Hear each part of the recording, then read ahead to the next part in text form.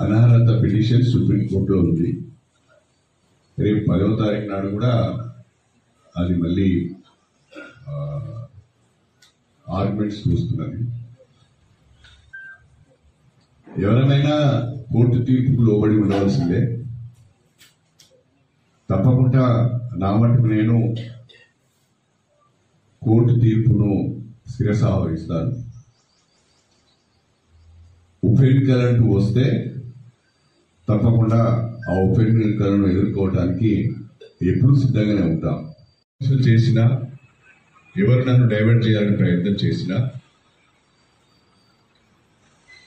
నేను ఈ టర్మ్లో నియోజకవర్గానికి నా శక్తి మేరకు నిధులు తీసుకువచ్చి అభివృద్ధి పనులు చేసి నియోజకవర్గ ప్రజల రుణం తీర్చుకోవాలనే పట్టుదలతో పనిచేస్తున్నానని చెప్పి నేను ఈ సందర్భంగా తెలియజేసుకుంటున్నాను.